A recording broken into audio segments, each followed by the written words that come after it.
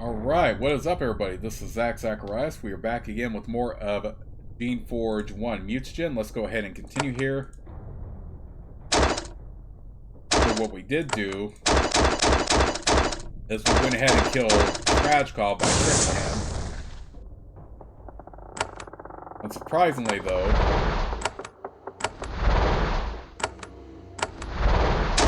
Goetch is no help with that, so we may have to get rid of Goetch as well.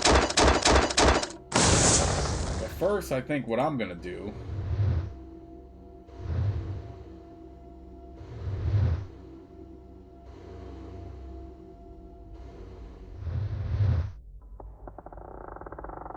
is make sure to destroy the Geneforge.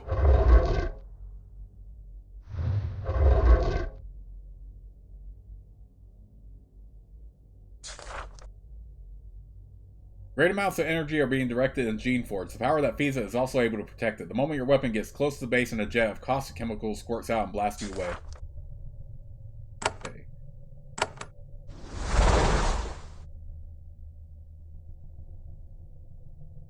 The spiral has done surprisingly well considering its centuries of neglect. It is highly unstable and occasionally shudders in a worrisome manner, but it remains intact and feeds power to the Geneforge.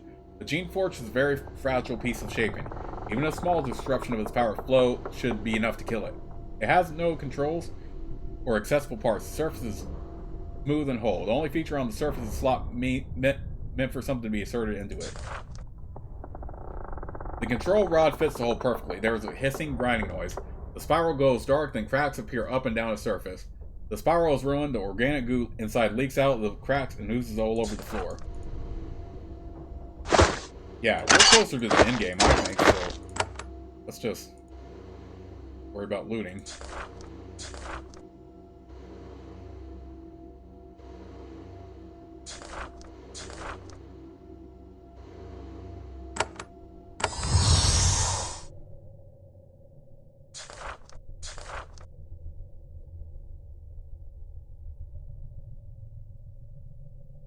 You stare into the swirling goo of the Geneforge. The pool is no longer charged, but it is still intact. It will be years before it rots enough to no longer be usable. It still bubbles, hisses, and steams waiting for you to act. It takes a number of heavy blows, but you manage to smash the edge of the pool. The goo inside begins to run out, spreading all over the floor. It hisses where it touches the stone. It has the effect of throwing the rest of the substance out of balance. It was highly charged stuff and unstable. With much of it gone, the rest cannot live. As you watch, it dries up before your eyes, shrinking into dust. From this moment, nobody will ever use the Geneforge. The genius of the researchers of Sucia Island is gone and their works have died with it. At last, it is time to leave and return to your people. The danger is gone, nobody will ever use the Geneforge. Oh snap, so did we really get to the end here?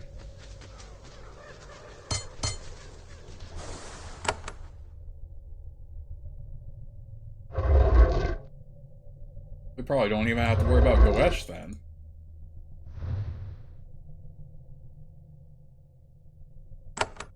Yeah, I kind of like that, actually.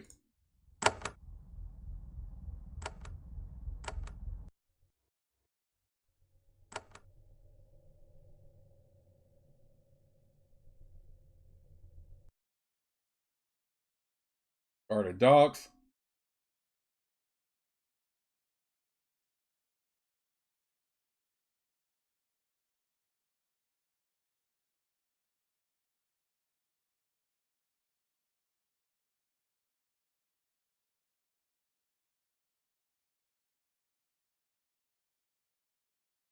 Okay, hang on. Like we do have to do some more killing real quick.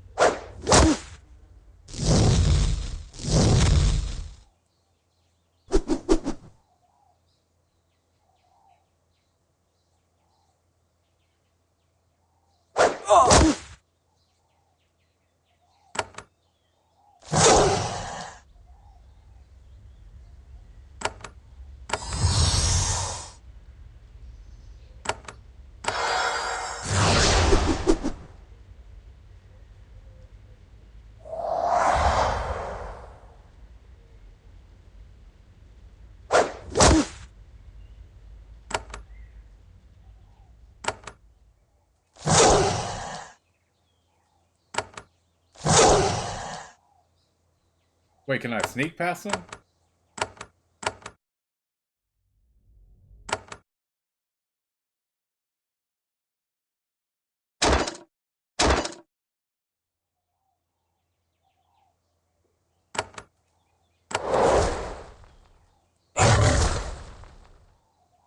What doesn't matter anyway.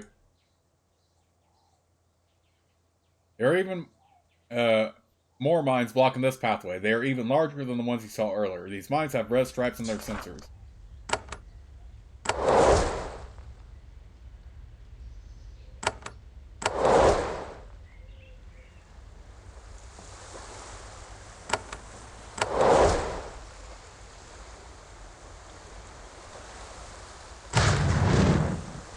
Okay, I probably don't have to worry about fighting. I just have to get past this.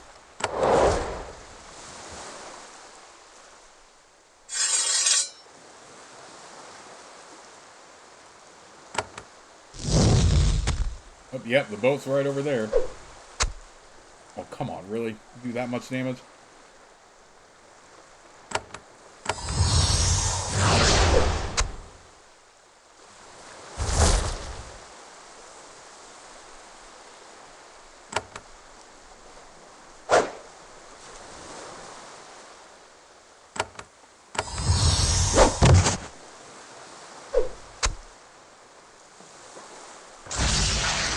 Okay, hang on.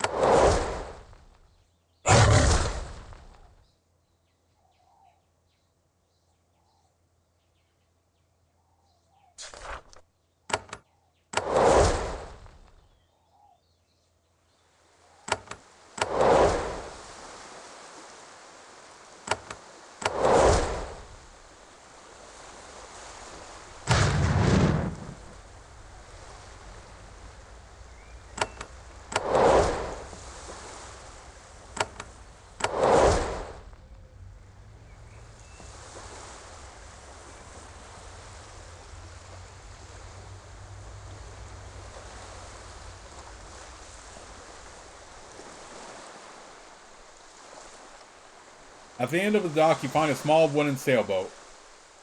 It has several pairs of oars. It's a small craft, only large enough for a few people. The mast is up, and rigging the sails would not take long. Only a single loop of rope holds the boat to the dock. You could free it and be away from Sucia Island in but a moment. Now, finally, if you want, you can go home. You'll regretfully leave the boat alone. Your work here is not yet done. Oh no, this definitely is. I just want to...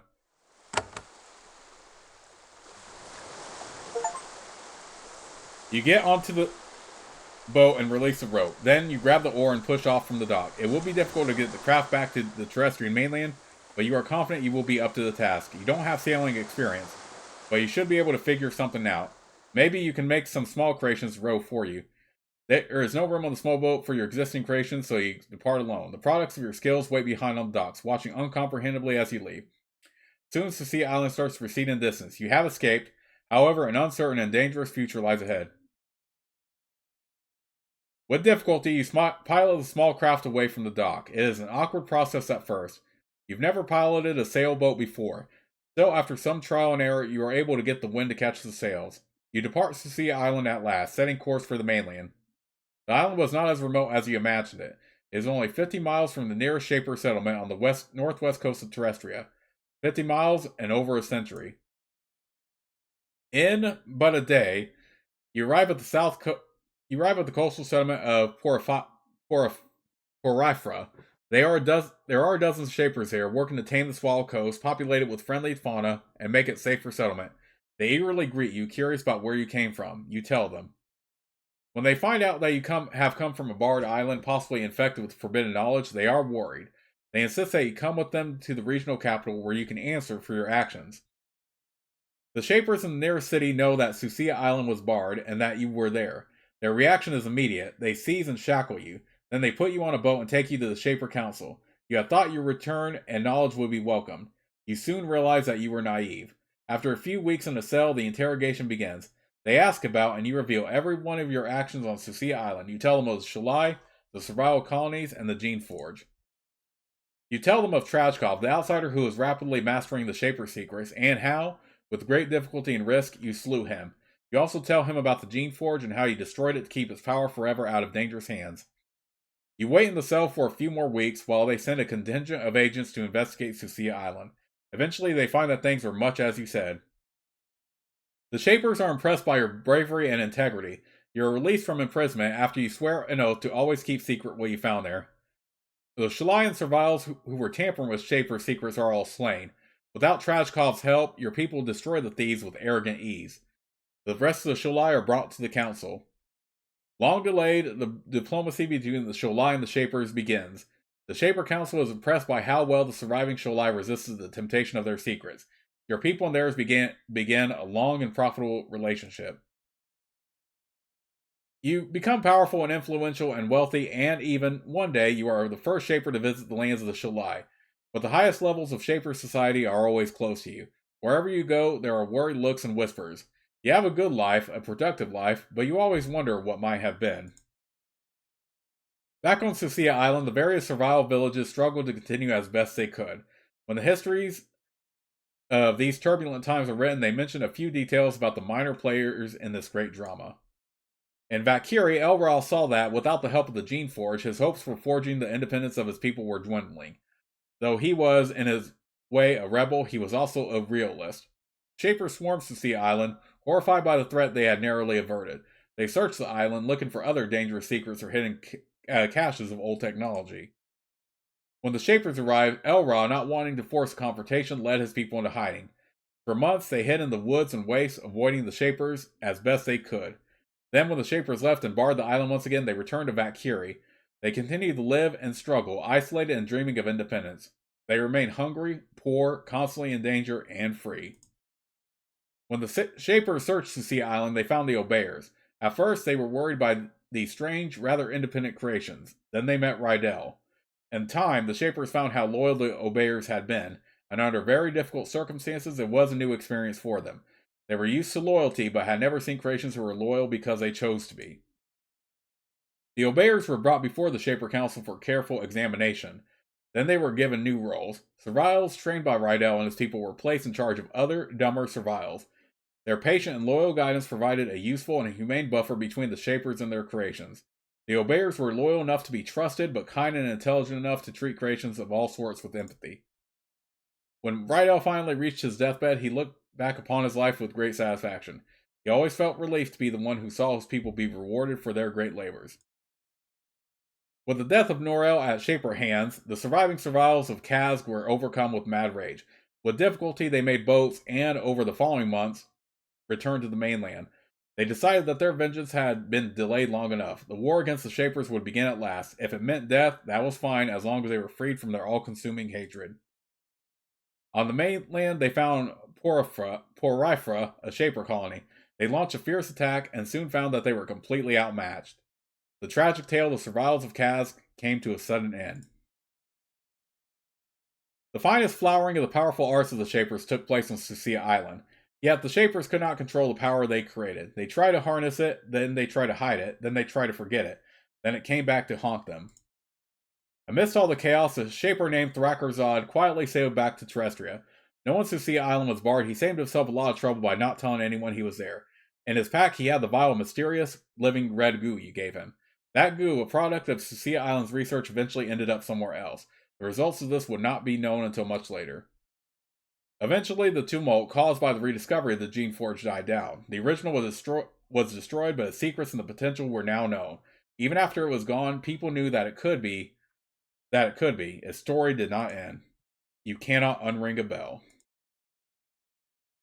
Okay, so that was Geneforge 1 Mutagen.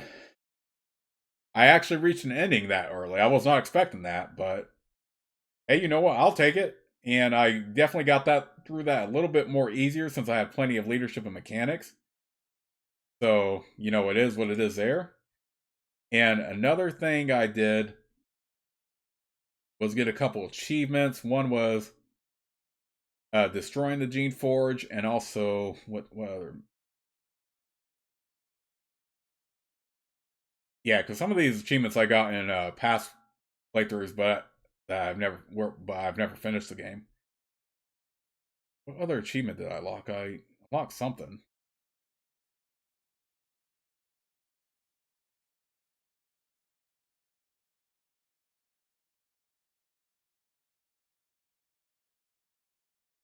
Oh, okay. Escape from Sucia Island with a good ending. That was the achievement I got as soon as that happened. But yeah, that was a pretty good ending. I'm actually very satisfied with that. I mean, I know I could have done a lot more, and maybe I could have gone back and killed Goetch and all this other stuff. But hey, you know what? I'll take it. I'll take it. I mean, this is just one path you can do with this game, which I think is pretty awesome. But yeah, that was actually a really, really good game and really good story and pretty cool concept and characters. And yeah, I know I probably, yeah, like I said, I know I could have done more, but you know what? I'm fully satisfied with reaching an ending like that early without having to worry about covering everything, even though I probably could have. As far as some of the other achievements I got, I've gotten that in like past playthroughs, like I said, but never actually finished the game or finished the story. But since I did finish the story, I'm just gonna call it for this walkthrough. Yeah, that was a really cool story, characters, and it is true, you cannot unring a bell. But yeah, that was Geneforge 1 Mutagen, everybody. I hope you all really enjoyed this Let's Play, and I will see you all with whatever I have next. But yeah, that was a good game. That was a good game. I liked it. And like I said, even though I didn't cover like every single thing, I still played it my way and reached an ending, and I've reached a good ending, so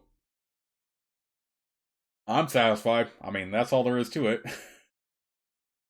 So yeah, with that in mind, I'm just gonna go ahead and call it for this Let's Play. So I hope you all, again, I hope you all really enjoyed it, and I'll see you all with whatever I have next. That was really good, though. Really good.